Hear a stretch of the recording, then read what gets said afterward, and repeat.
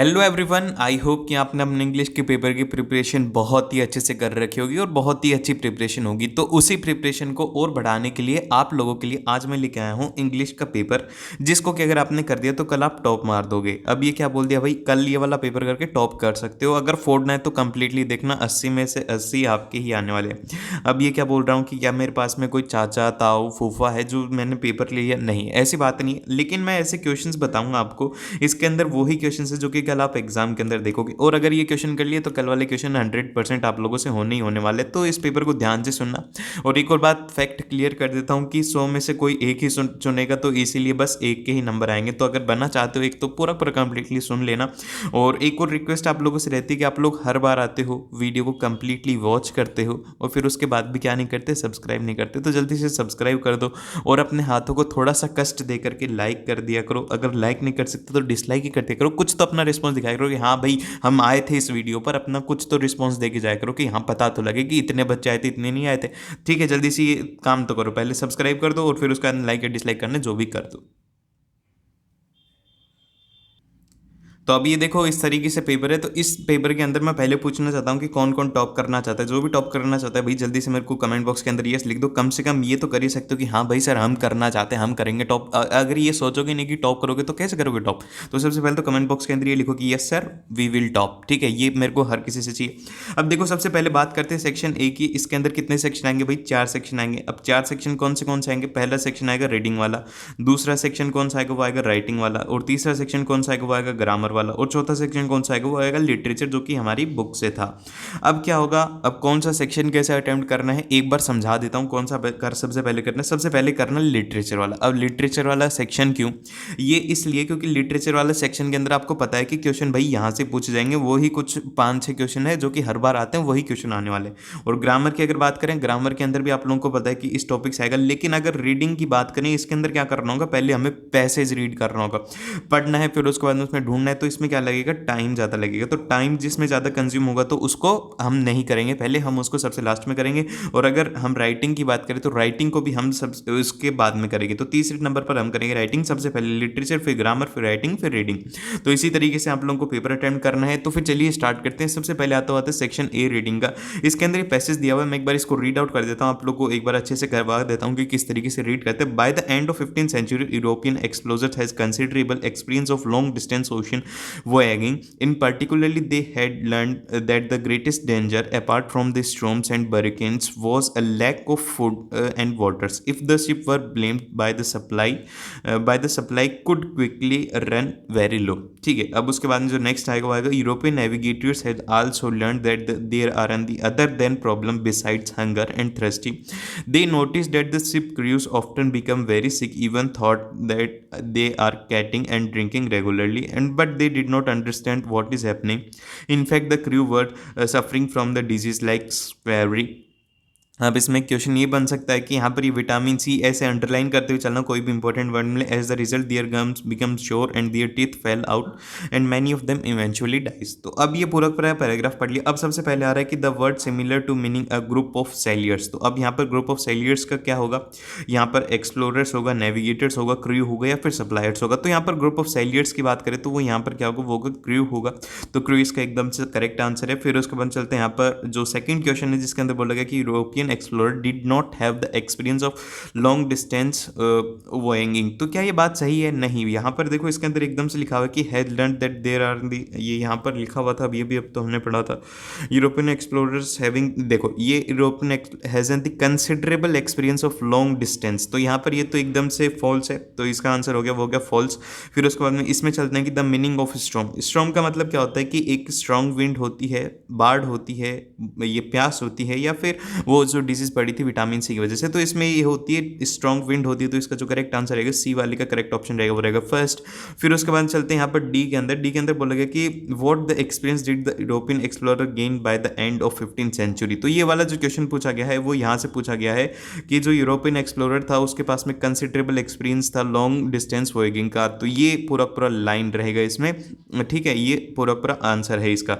और फिर उसके बाद में चलते हैं कि व्हाट डिजीज डज, जो क्रू को कौन सी डिजीज़ हुई थी, तो जो क्रू को डिजीज़ हुई थी, पहले डिजीज़ की बात कर लेते, क्वेश्चन छोड़ गया, तो उनको जो डिजीज़ हुई थी वो हुई थी स्क्वेरी हुई थी, जो कि किसकी वजह से होती है, विटामिन सी की कमी की वजह से। तो ये दो डिजीज़ होगी। और फिर उसके बाद में यहाँ पर जो ई वाला क्वेश्चन है जिसके अंदर बोला कि what was the problem other than storm and hurricane. तो एक प्रॉब्लम ये थी कि उनको डिजीज़ हो गई थी और फिर उनके पास में जो थे वो सिक हो गए थे, उनके अंदर इतनी ताकत नहीं थी कि वो काम कर सके। तो इसको अपनी लैंग्वेज में लिख सकते हो। तो इस तरीके से आपको पैसेज सॉल्व करना है, साथ में सॉल्व करते हुए चलना है। अभी उसी तरीके से ये है आप लोगों का क्या है, ये है अनसीन, ये है पैरा। तो अब इस पैरा को जल्दी से रीड आउट करो और मेरे को इन सभी के आंसर्स कमेंट बॉक्स के अंदर कमेंट करके बताओ। एटलीस्ट ए और बी का और सी का, इन तीनों का आंसर मेरे को कमेंट बॉक्स के अंदर चाहिए। देखो बच्चों, जब तक खुद से नहीं करोगे कुछ भी नहीं होने वाला। अपने खुद के एफर्ट्स जब तक नहीं डालोगे, जब तक कोई भी आपको कितना भी पढ़ा दे, आपको कोई भी कुछ भी फर्क नहीं पड़ेगा। तो इस तरीके से इन क्वेश्चंस को करना है। फिर उसके बाद चलते हैं, यहाँ पर ये रीडिंग सेक्शन है, फिर से एक रीडिंग सेक्शन आ जाता है, इसको कर लेना ध्यान से। इनमें से हर क्वेश्चन आ सकते हैं। अब ये नहीं है कि ये वाला रीडिंग अगर रट के चले जाओगे, अगर इसका रट्टा मार लोगे तो यही आएगा, नहीं आएगा ये वाला। अगर करना सीख लोगे इसको कि किस तरीके से करा जाता है, तो आप लोग अच्छे से कल कर लोगे एग्जाम के अंदर। आपको पता लग जाएगा कि हाँ भाई ऐसे निकालते हैं, आपको बहुत ही आसान लगेगा क्योंकि आपने प्रैक्टिस कर ली। जिसने प्रैक्टिस नहीं करी वो ऐसे ही उठ के जाएगा, तो उसकी कंपैरिजन में आपका पेपर बहुत ही अच्छा होगा और कल का पेपर बहुत ही अच्छा करके आने वाले हो।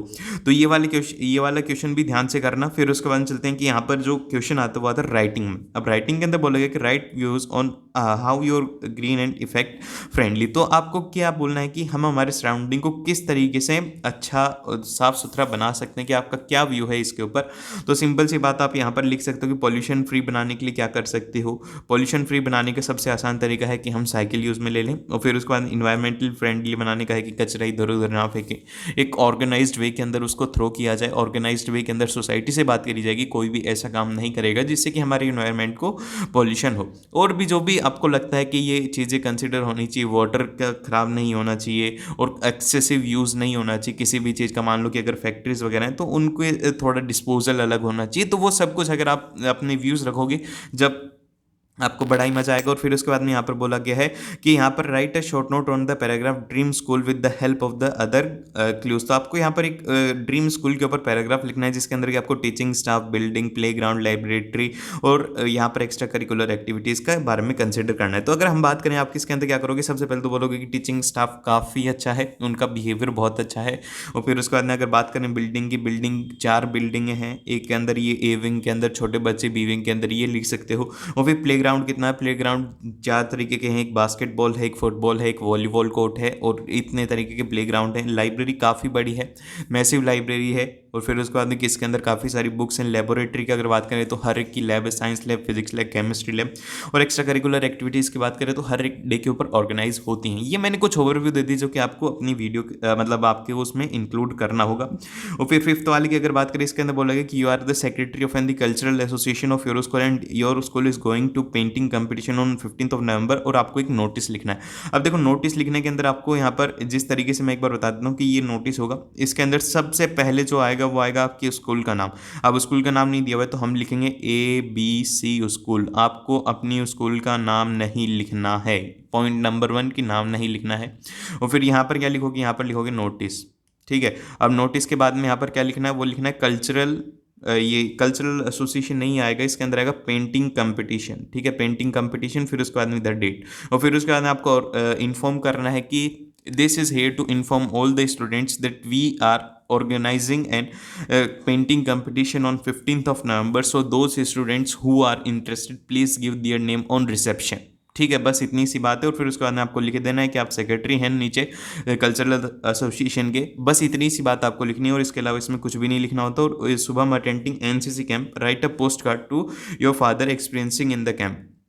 तो इसको आपको अपने फादर को पोस्ट कार्ड लिखना है, तो ये भी आप आसानी से कर सकते हो। और फिर इसी तरीके से आपको क्वेश्चंस देखने को मिलेंगे। अब हर एक क्वेश्चन अगर मैं बताऊंगा तो वीडियो काफ़ी ज़्यादा लंबा हो जाएगा। अब यहाँ पर लेटर के बारे में थोड़ा कुछ बता देता हूँ। लेटर के अंदर बोला गया कि आपको एक प्रिंसिपल को लेटर लिखना है जिसके अंदर कि आपको played predawn as an the window plane, जो कि आपने ब्रॉक कर दिया था। ऐसा नहीं होता कि बच्चे खुद से कांच तोड़ देते हैं फिर उसके बाद में बोलते हैं कि हमने कर दिया। तो ऐसा पता नहीं ये कौन सज्जन बच्चा है, बताओ कि ऐसा कभी किसी ने क्या है कि कांच तोड़ दिया और फिर उसको हम जाके टीचर को बोला बोला, या फिर हम अधिकतर ये करते हैं कि हम छुप जाते, जिसने भी किया वो ज़रूर से बताना कि भाई मैंने काश तोड़ा और मैं छुप गया, और या फिर मैंने बता दिया, ठीक है।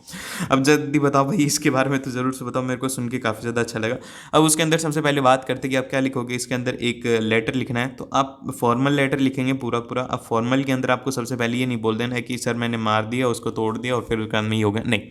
आपको सिंपल सा बोलना है कि सर बाय मिस्टेक जब मैं खोल रहा था तो मेरे से गलती से टूट गया। ये इंक्लूड करना है कि सर प्लीज़ फॉरगिव मी, और if you charge any I can not पे फॉर इट, ठीक है। बस इतनी सी बात लिखनी है, और फिर उसके बाद में कुछ भी नहीं लिखना। और फिर उसके बाद में आपको एक लेटर लिखना है फिर से डिस्ट्रिक्ट हेड ऑफिसर को, जिसके अंदर की उनका अटेंशन लेना है, जो कि यहाँ पर मलेरिया और डेंगू को लेकर के। अब देखो डेंगू और मलेरिया किस लिए होता है, वो होता है वाटर की वजह से। अब वाटर के जो आपको इसके अंदर इंक्लूड करना होगा कि आसपास में वाटर ड्रेनेज जो होता है उसको अच्छे से क्लीनिंग नहीं होती, का पानी काफ़ी ज़्यादा जगह पर इकट्ठा हो रहा है, जिस वजह से मच्छर बढ़ रहे हैं। तो आपको बोलना है कि जो नगर निगम है या फिर नगर पालिका है उससे रिक्वेस्ट करें कि ये जल्दी से जल्दी इसको सॉल्व करें। और फिर उसका यहाँ पर आता है कि आपको इस टॉपिक के अंदर ऐसे लिखना है, तो ऐसे किसी के ऊपर भी लिख सकते हो, the biggest problem in India. और फिर यहाँ पर साइंस है बून और बैन, मोस्टली स्टूडेंट इसके अंदर बी वाले पर ही लिखेंगे। और importance of game and science, Mahatma Gandhi, real hero and clean India. तो इनमें से किसी भी टॉपिक के ऊपर आप ऐसे लिख सकते हैं। अब चलते हैं यहाँ पर सी वाले क्वेश्चन के अंदर, जिसके अंदर है कि ग्रामर वाली क्वेश्चन। तो ग्रामर वाले क्वेश्चन थोड़े जल्दी जल्दी करवा देता हूँ, इसमें से कोई से भी 10 करने हैं। अब यहाँ पर सी इज एन आएगा या फिर क्या आएगा, तो यहाँ पर ई है तो यहाँ पर आएगा एन यूरोपियन गर्ल, और I have been calling you since या फिर फोर, तो यहाँ पर आएगा सिंस 2 आवर्स। और फिर उसके बाद में Meeta is looking through the window या फिर on the window, through the window क्योंकि वो बाहर देख रही है। और फिर यहाँ नाइदर रुचि और नेहा कमिंग देयर, तो यहाँ पर इसके अंदर वर आएगा क्योंकि दो है, सिंगल के लिए वॉज आता है। और फिर यहाँ पर इसके अंदर आएगा कि वी कुड या फिर और, तो यहाँ पर we could respect our teachers. और फिर उसके बाद यहाँ पर आएगा come soon and otherwise you will miss, तो यहाँ पर आएगा अदरवाइज यू विल मिस। और if he hires a taxi, hire आएगा हायर्स आएगा, जल्दी से बताओ इसका आंसर, तो जल्दी से बताओ इसका जो करेक्ट आंसर आएगा वो रहेगा हायर आएगा। फिर उसका आपने never lean against the wall या फिर विद द वॉल, तो यहाँ पर आएगा विद द वॉल आएगा या फिर अगेंस्ट आएगा, तो इसके अंदर जो करेक्ट आंसर आएगा वो रहेगा अगेंस्ट, इसका एकदम से करेक्ट ऑप्शन है। और फिर इसी तरीके से आप लोगों को क्वेश्चंस कर रहे हैं, सारे के सारे क्वेश्चंस अपने अकॉर्डिंग कर लीजिए। और टेक्स्ट बुक के क्वेश्चन आप लोग को अच्छे से दिख रहे हैं, इनका स्क्रीनशॉट लेकर के आराम से कर सकते हो, और 100% आपका पेपर कल बहुत ही अच्छा होगा। मिलते हैं नेक्स्ट वीडियो के अंदर, जब तक के लिए सब्सक्राइब कर लेना क्योंकि और भी ऐसे इंपॉर्टेंट पेपर मिलने वाले हैं।